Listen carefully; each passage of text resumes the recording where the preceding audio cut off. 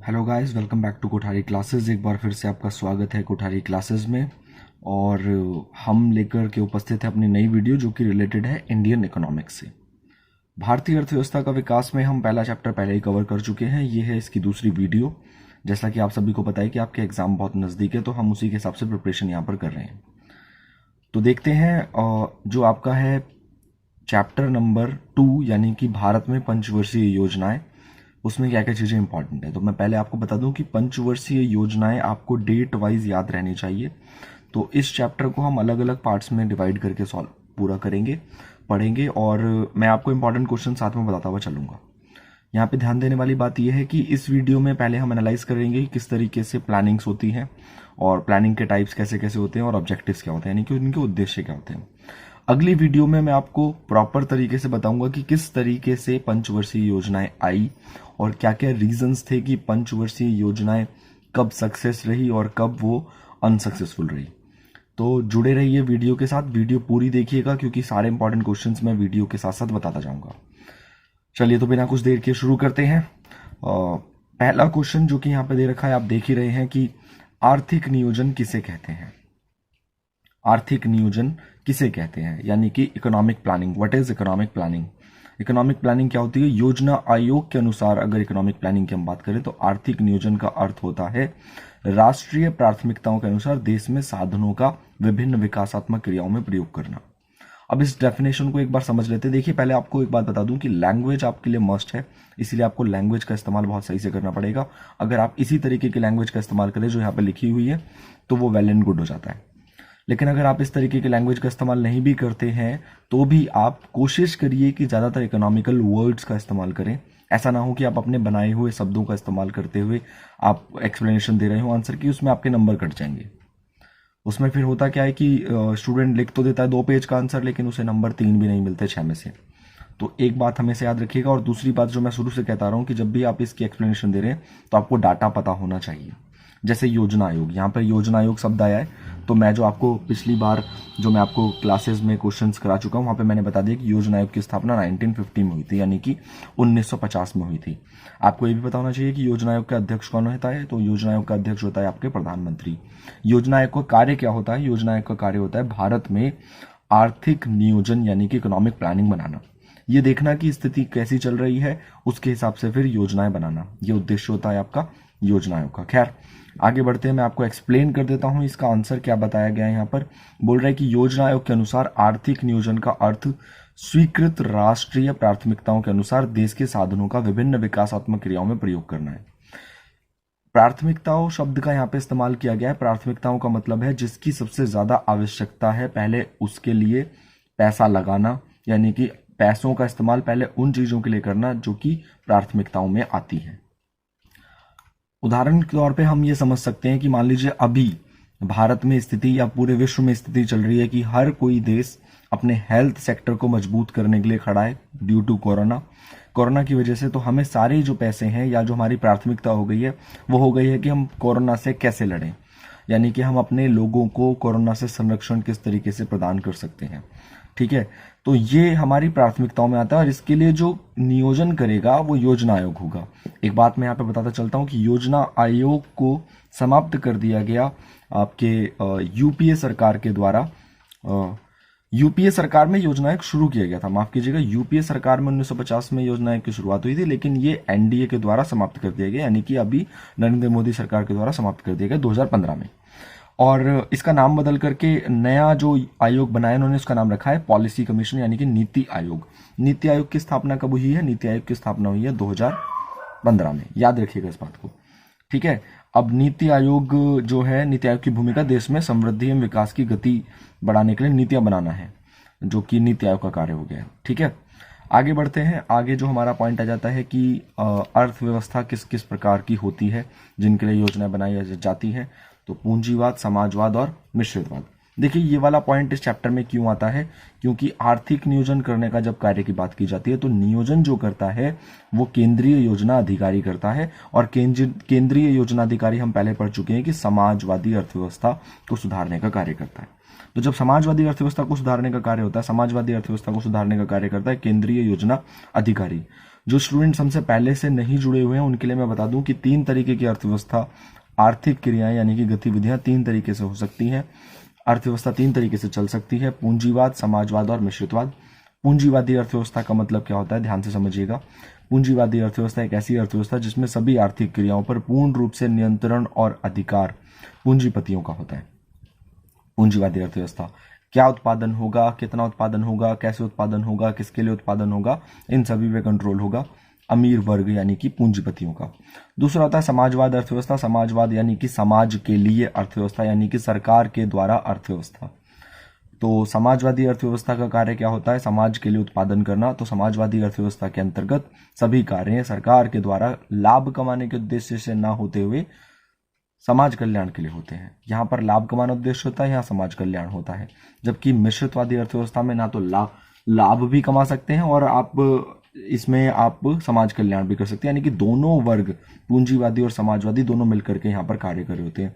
एक बार समझ लेते हैं एग्जाम्पल से कि समाजवादी अर्थव्यवस्था, फॉर एग्जाम्पल अगर आपको हॉस्पिटल जाना है, आप सरकारी अस्पताल जाते हैं तो आपको मुफ्त इलाज होगा, आपको दवाइयाँ मुफ्त मिलेंगी, तो ये समाजवाद अर्थव्यवस्था के अंतर्गत होता है। इसी के विपरीत अगर आप प्राइवेट हॉस्पिटल में जाते हैं, जो कि पूंजीवादी अर्थव्यवस्था का एक उदाहरण है, तो वहां पर आपका बिल भी बहुत बड़ा आएगा और उसके साथ साथ आपको सभी दवाइयों के पैसे भी खुद भरने होंगे। ये पूंजीवादी अर्थव्यवस्था। हाँ, इसके अलावा फैसिलिटीज हो सकता है कि समाजवाद के कंपैरिजन में पूंजीवाद में ज्यादा मिले, लेकिन उसकी आपको एक कीमत भी चुकानी पड़ती है। तो ये 3 तरीके की अर्थव्यवस्था होती है जिसके लिए हमें प्लानिंग करनी होती है। तो समाजवाद में कौन प्लानिंग करता है, केंद्रीय योजना अधिकारी, जो कि नियोजन आयोग यानी कि योजना आयोग के द्वारा चुना जाता था, और पूंजीवाद में कीमत तंत्र के द्वारा इसका कंट्रोल किया जाता है। ठीक है, अब बात कर लेते हैं नियोजन के लक्ष्य एवं उद्देश्य। नियोजन के क्या लक्ष्य होते हैं और क्या उद्देश्य होते हैं। तो सबसे पहला उद्देश्य जो बहुत इंपॉर्टेंट है, और देखिए मैं आपको दोबारा बता दूं कि यहाँ पे क्वेश्चन पूछा जा सकता है, सकल घरेलू उत्पाद तथा प्रति व्यक्ति आय में वृद्धि। क्वेश्चन में पूछ लेता है कि आर्थिक नियोजन के द्वारा किस प्रकार से सकल घरेलू उत्पाद यानी कि जीडीपी तथा प्रति व्यक्ति आय या फिर सकल घरेलू आय में वृद्धि किस प्रकार से की जा सकती है। देखिए, हमारा एक उद्देश्य होता है, योजना का हमारा एक लक्ष्य प्राप्ति होती है। जैसे कि आपने सुना ही होगा कि हमारे प्रधानमंत्री नरेंद्र मोदी जी ने बोला कि हमें अगले 5 सालों में, अगले 3 सालों में हमारा टारगेट ये रहने वाला है कि हम $5 ट्रिलियन की अपनी जीडीपी बनाएंगे। जीडीपी जो 2.5 और 3 के अप्रॉक्स समथिंग हमारी जो जीडीपी है, वो हम $5 ट्रिलियन की पहुंचाएंगे, ये हमारा लक्ष्य है। तो इसको प्राप्त करने के लिए हम प्लानिंग बनाएंगे। तो नियोजन का एक लक्ष्य, हमारा जो प्रमुख लक्ष्य होता है, वो होता है सकल घरेलू उत्पाद में वृद्धि कर देना। आपके पेपर में क्वेश्चन आ सकता है कि सकल घरेलू उत्पाद में वृद्धि करना नियोजन का एक लक्ष्य, व्याख्या कीजिए।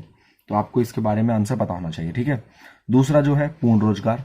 हर पंचवर्षीय योजनाओं में यह उद्देश्य रखा जाता है कि हमें पूर्ण रोजगार को प्राप्त करना है, अर्थात उत्पादन के सभी संसाधनों को पूर्ण रूप से रोजगार प्राप्त हो तथा उनका पूर्ण प्रयोग हो रहा हो, यही पूर्ण रोजगार होता है। तो पूर्ण रोजगार को प्राप्त करना हर पंचवर्षीय योजना में एक उद्देश्य माना जाता है। उसके बाद अगला पॉइंट आता है न्यायोचित वितरण अथवा साम्यता। ये बहुत इंपॉर्टेंट पॉइंट है, बहुत सारे बच्चों को इसके बारे में समझ नहीं आता। न्यायोचित वितरण का मतलब होता है न्याय के रूप से वितरण, यानी कि सभी को बराबर समानता से वितरण मिलना। ऐसा ना हो कि अमीर वर्ग और अमीर होता जाए और गरीब वर्ग और गरीब होता जाए, इस प्रकार की स्थिति बिल्कुल भी देश में उत्पन्न ना हो।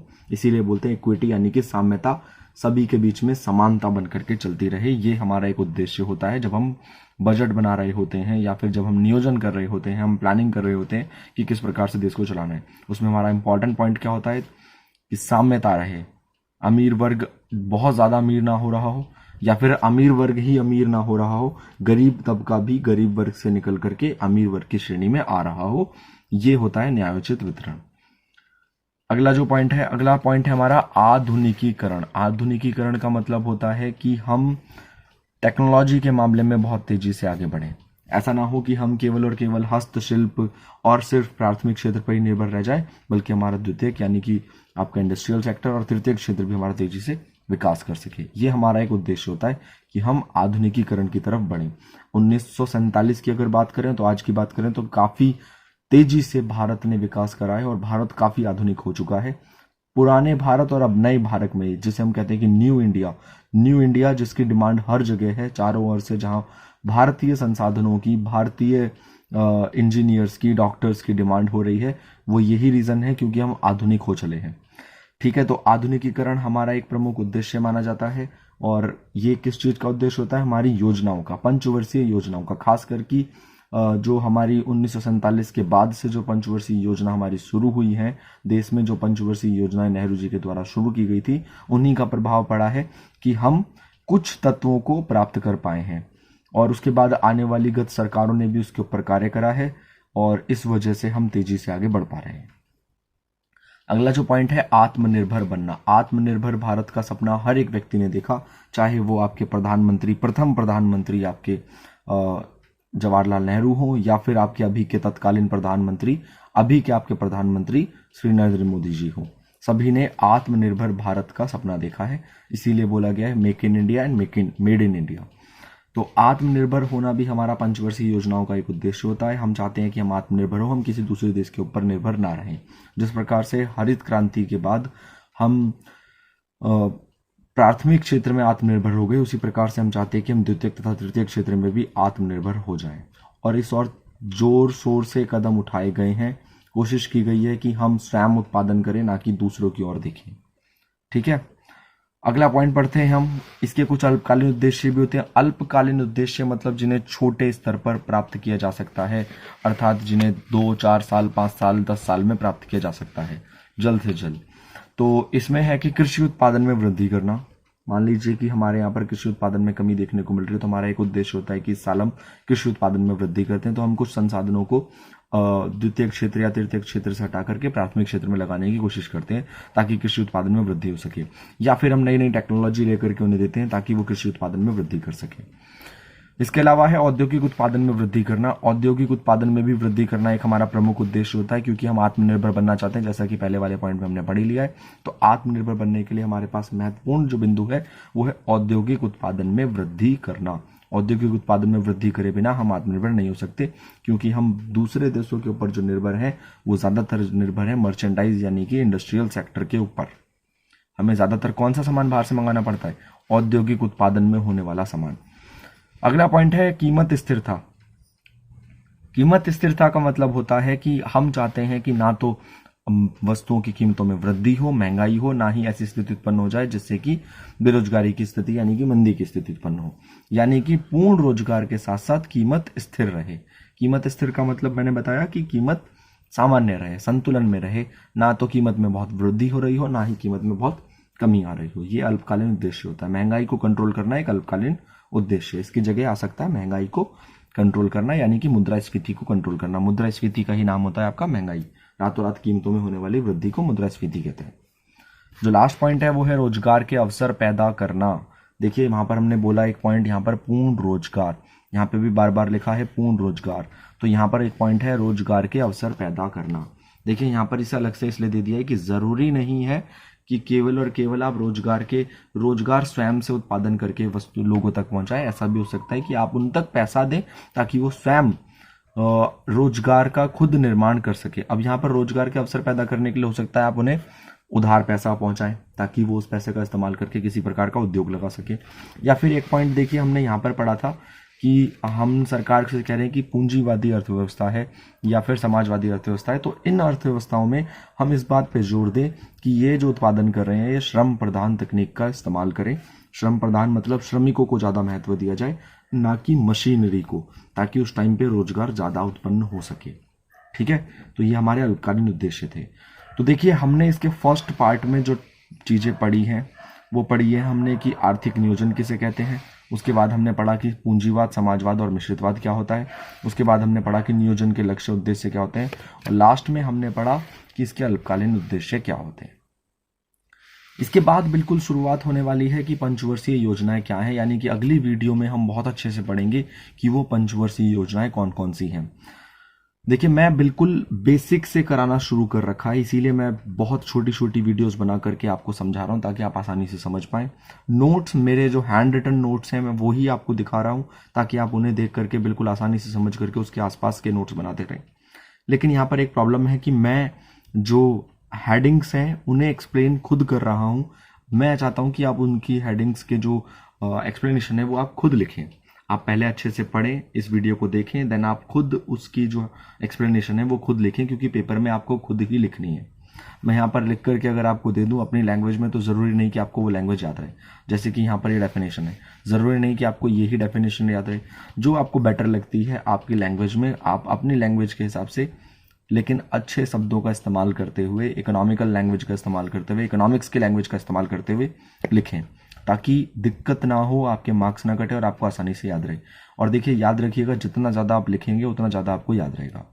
ठीक है, तो आपने लास्ट ईयर देखा ही था कि इन्हीं नोट्स का इस्तेमाल करते हुए स्टूडेंट्स ने 100, 99 इतना स्कोर करा है, 98.75% स्कोर करा है इन्हीं नोट्स का इस्तेमाल करते हुए। तो आप इन्हें देखते रहिए। और ये नोट्स मैं PDF जो है टेलीग्राम पे भी अपलोड कर रहा हूँ। टेलीग्राम का लिंक आपको अभी वीडियो पे दिखाई दे रहा होगा। आप जाकर के टेलीग्राम पे कोठारी क्लासेस CBSE नोट्स अगर सर्च करेंगे तो वहाँ पर आपको पेज मिल जाएगा और आप वहाँ पर ज्वाइन हो जाएंगे। तो इसके अलावा अगर आप वहाँ पर कोई नए नोट्स चाहते हैं किसी भी सब्जेक्ट से, फ़र्क नहीं पड़ता कि वो सिर्फ इकोनॉमिक्स से जुड़े हुए हो, किसी भी सब्जेक्ट के, तो आप वहाँ पर मैसेज डाल सकते हैं, मैं आपको वो नोट्स भी प्रोवाइड कराऊंगा। उसका लिंक डिस्क्रिप्शन में, आप डिस्क्रिप्शन से भी जाकर के जुड़ सकते हैं। ठीक है, इसके अलावा कुछ स्टूडेंट्स की क्वेरीज हैं कि उन्हें मैक्रो इकोनॉमिक्स के जो सीरीज चल रही है उसके नोटबुक चाहिए। तो देखिए, मैक्रो इकोनॉमिक्स की जो सीरीज की नोटबुक है वो अभी आउट ऑफ स्टॉक है, क्योंकि उसकी सेल जो है काफ़ी ज़्यादा हो गई थी। तो अभी वो पब्लिश होने के लिए बुक गई है।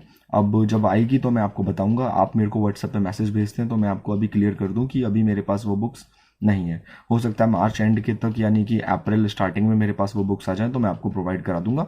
वरना उनकी PDF जो है वो टेलीग्राम के चैनल पे पड़ी हुई है, आप वहाँ पे जाकर के देख सकते हैं। मेरे हैंड रिटन नोट्स भी वहाँ पर पड़े हुए हैं। उसके अलावा फिर आपके अकाउंट्स के, बिजनेस के, इकोनॉमिक्स, आपके केमिस्ट्री, फिजिक्स और आपके हिस्ट्री, ज्योग्राफी, पॉलिटिकल साइंस, सभी के नोट्स, हैंड रिटन नोट्स और वहाँ पर अवेलेबल हैं। आप जाकर के वहाँ से वो PDF डाउनलोड करके पढ़ सकते हैं। अगर आपको हार्ड कॉपी ही चाहिए तो आपको थोड़ा वेट करना पड़ेगा, मैं आपको हार्ड कॉपी भी हर एक बुक की प्रोवाइड करा दूंगा। तो चलिए, बिना कुछ देर किए अब मैं आपको बता देता हूं कि हम अगली वीडियो में पढ़ाने वाले हैं कि पंचवर्षीय योजनाएं क्या क्या थी। 12 पंचवर्षीय योजनाओं को मैं एक ही वीडियो में पढ़ाऊंगा, जो कि आधे घंटे से ज़्यादा की हो सकती है। इसीलिए मैंने उसे यहाँ पर कवर नहीं करा, क्योंकि मैं नहीं चाहता कि वो 1 घंटे की वीडियो बने। आपकी वो 12 पंचवर्षीय योजनाएं हम अगली वीडियो में पढ़ेंगे। 12 पंचवर्षीय योजनाओं के बारे में हम समझेंगे कि कब कब कौन कौन सी पंचवर्षीय योजनाएं, गैप कब आए और क्यों आए। बहुत अच्छे से एक्सप्लेन करेंगे और मैं गारंटी ले रहा हूं कि एक बार जो मैं आपको वो पंचवर्षीय योजनाएं पढ़ाऊंगा, वो पढ़ने के बाद ही, बस वीडियो देखने के बाद ही आपको वो पंचवर्षीय योजनाएं याद हो जाएंगी। तो मिलते हैं अपनी अगली वीडियो में, तब तक के लिए गुड बाय। अच्छे से तैयारी करिए, बेस्ट ऑफ लक आपके एग्जाम्स के लिए। और अगर आप चैनल पे नए हैं तो चैनल को सब्सक्राइब करना ना भूलें, बेल आइकन जरूर दबाएं, क्योंकि अब बैक टू बैक वीडियोस आएंगी तो वीडियोस के नोटिफिकेशन आपके पास जल्दी से जल्दी पहुंचेंगे। मिलकर के तैयारी करते हैं आपके बोर्ड एग्जाम की। मैं आपको बताऊंगा कि किस तरीके से आपको नोट्स बनाने हैं, मैं आपको बताऊंगा कि किस तरीके से आपको पढ़ना है, लैंग्वेज क्या होनी चाहिए। और मैं गारंटी ले रहा हूं, अगर आपने अभी तक भी इकोनॉमिक्स की शुरुआत नहीं करी है तो अगले 2 महीने में सिर्फ मार्च और अप्रैल जो थोड़ा सा आपके पास बचा है, उसी में हम कोर्स कवर कर लेंगे। जो वीडियोस मैंने डाल रखी हैं उसे लगातार रिपीट मोड पे देखिए, नोट्स लिख लिख करके बनाइए। मैं गारंटी ले रहा हूं कि आप 80-90 तो अभी भी आराम से स्कोर कर देंगे। अगर आप पहले से तैयारी करते आ रहे हैं और आपकी तैयारी अच्छी चल रही है तो भी वीडियोस देखिए, अपनी बारीकियों को समझिए और 100 स्कोर करने की सोचिए। मैं आपको फिर से यकीन दिला रहा हूं कि ये जो नोट्स हैं जो मैं आपको यहाँ प्रोवाइड करा रहा हूं, इन नोट्स के बलबूते आप आसानी से 100 स्कोर कर सकते हैं। ये आपको पढ़ते टाइम भी एहसास हो रहा होगा जब आप नोट्स पढ़ रहे हैं, क्योंकि लैंग्वेज इतनी बढ़िया तरीके से बता रखी है ताकि आपको दिक्कत ही ना हो।